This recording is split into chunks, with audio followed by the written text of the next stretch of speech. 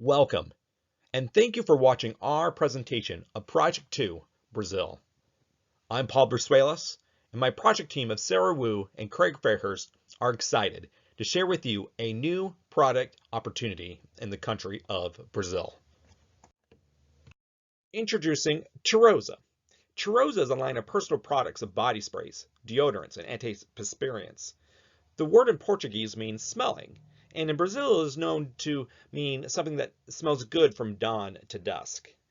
We want Cheirosa to be associated with both men and women, and so there will be two minor brands. One for men, Bom, which loosely translates into all good, and also a woman's brand, Volia, which means something of value or of worth. All right, so let's go ahead and look at the viability of this new product opportunity. Where's the value? Well, our market research found that most deodorant companies in Brazil are foreign entities importing their product, and that's made for a more universal audience. And so we thought, let's make a product, let's create it in Brazil, let's market it towards Brazilians, and let's have it be fragrances that speak to them locally. And this will be very unique because of the competition, which just kind of brings in their more westernized and global product that, not really meant for Brazilians. And we can protect our advantage that we have in the competition by creating new scents with proprietary formulations. And by using in-country manufacturers and distributors and agents, we can create a company and a brand that is made in Brazil for Brazilians. Where's the competition coming from? Well, it's coming from brands like Unilever, Coty Brazil, and BDF Nivea. And those percentages you see on the screen are representation of the market penetration. And what our market research found that even though these brands have heavy market penetration, they don't have a lot of deodorants that are made by Brazilians for Brazilians. These products are being imported overseas and have a more global, universal appeal than a localized sense or product design and advertising. Who's going to be the target market? Well, it's going to be the younger generation, those 18 to 35-year-olds. They're going to be people who already use deodorant products, and they're going to be living in more urban areas. What our market research found was that while the United States and other Western countries are closer to the 95 to 99% usage of deodorant products, in Brazil, that percentage of usage is more towards 70%. And so we want to focus on the growing younger generation who live more active lifestyles, who may be more inclined to work, play, date, be very active and transitional in the activities that they're doing, and want to be able to smell great doing it and create a new generation of deodorant users and expand the market overall. With Cheirosa, we feel confident we have a brand that really will speak to both men and women in Brazil. Brazil has a well-earned reputation for beauty and partying scene. People want to live active, vibrant lifestyles, especially in the bigger cities. And so for the women, we really wanted to focus on a product that will make them feel confident to be able to go from work to play and to be with their friends and just to live a lifestyle that really reflects their culture. And for men, they also have a proud tradition of the kind of the gaucho subculture in Brazil that is every bit as strong as the cowboy cult subculture is here in the United States. And so these are kind of the positions and brand takes that we want to kind of focus on and help the Brazilian marketplace, especially for younger people, to feel confident in their lifestyle and in their culture. Retail strategy for our product is pretty straightforward. We want to cater specifically to cosmetic and beauty product retailers, although we're not opposed to being in other more larger and well-known retail outlets as well. What we do want to avoid is kind of the low quality cookie cutter superstores such as Walmart, where brand name will be diluted. And we want to be able to use warehouses across Brazil on a rotational demand inventory basis. and then focus on a sales strategy that will be to place our products in retail outlets through a network of trained Brazilian sales personnel. And so we'll have Brazilian salespeople speaking to the Brazilian public and really understand the message that we're coming from, that this is a great smelling product that will help people get to celebrate their culture and their local influences. When it comes to media advertising, television is king in Brazil. The chart you're looking at reflects minutes per day that the Brazilians watch television. And so that means in 2019, 6 hours a day, over 6 hours a day, was the average time that Brazilians spent watching TV. And this trend, as you can see, continues to increase.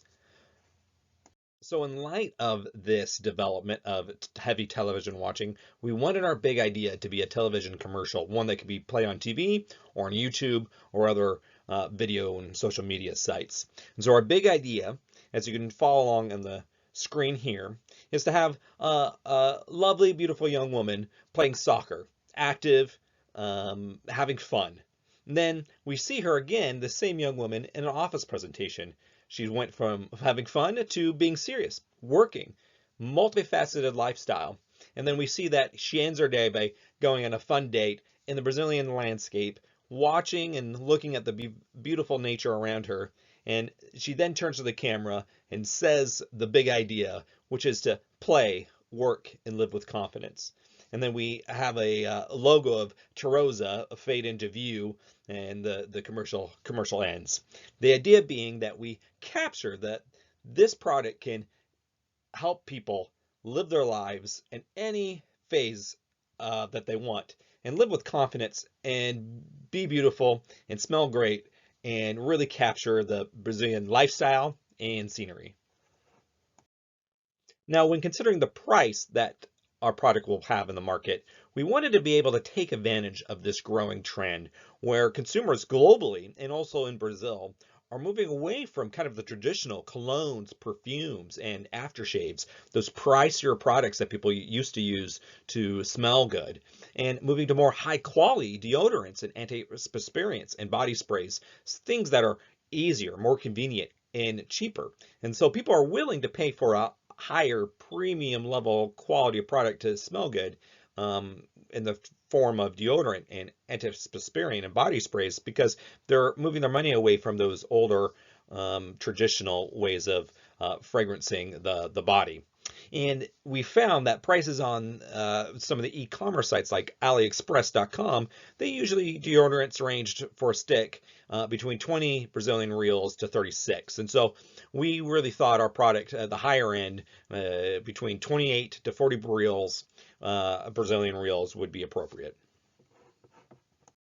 Now we're excited about the options available for modes of market entry. One of the things that we think will give us an advantage is to use a hybrid approach of using contract manufacturing in a joint venture while being a wholly owned subsidiary of a U.S. company. So what we want to do is use contracts with manufacturers in Brazil so that we can make a product for Brazilians by Brazilian workers in Brazilian factories and contract it as a joint venture basis. And in this way, we can spread out the production of our products, allocating certain lines of products to appropriate, well-suited contractors. We also want to be wholly owned subsidiary registered in Brazil, so people will know us as a Brazilian brand, and that we can also act as the majority partner in the joint venture. And of course, we will be able to send at least partial of our profits back to our parent company in the United States. So let's consider some of the risk associated with this mode of entry in the market. By using contracts, we do hope to spread out a lot of those inherent risks that come with introducing a new product into a market. However, anytime you enter into a contract, there is going to be counterparty risk. Are your partners going to fulfill their obligations? And then also, this product relies upon us identifying regional scents that will appeal to Brazilians, and that we can source reliably and get raw materials to be used in production. So when it comes to product development and material sourcing, most of the product development will be happening in Brazil. However, when it comes to housing our products like deodorants and body sprays, we need some sort of housing material for that. Some deodorant stick shells and things of that nature. And we found a great manufacturer in China named Sumwing Packaging Company. And they actually focus exclusively on beauty product containers. What we found that is a lot of the United States manufacturers have a wide variety of products when it comes to plastic containers, and they didn't really focus just on beauty products. And this is a company that has work in customers in 120 different nations across the globe, and that they work specifically to make attractive, beautiful, environmentally friendly products, and that are exclusively for the beauty market. And so we found that this partner in China would work great for us. Fortunately, also, they have a trade agreement in Brazil and also in China, part of the World Trade Organization. And so the partnership there can really get off the ground running. Finally, let's talk about some of the human resources policies. We want this company to be by Brazilians for Brazilians. And so having host country nationals is a really important part of our organizational structure. We still want someone in key positions to be from the parent country in the United States that can help incorporate the vision that our parent company has and incorporate some of the corporate policies as well that may be necessary.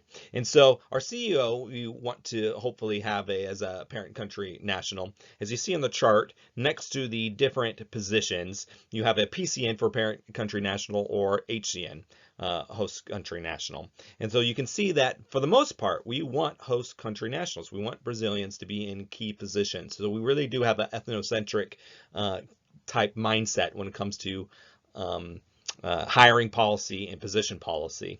And by focusing on production management, marketing management, human resources, and financing, we really try to keep a nimble company that can meet our customers' needs and meet the dynamics of the marketplace. One of the key positions, if you look under production manager, is going to be the mid-level position of contract representatives. And these are going to be the people that will work with the manufacturers in Brazil to contract out what we need, and also to make sure that the quality control of the product meets our standards, which is very important as we want to have a high quality product that meets the expectations of our customers. And so by outsourcing that work, by using joint venture type relationships, our contract representatives are going to play a key role in the quality of our product that we're able to sell to the public. Now that is our presentation on Project 2 Brazil. We hope you enjoyed our presentation and our product opportunity, and we thank you again for watching and listening.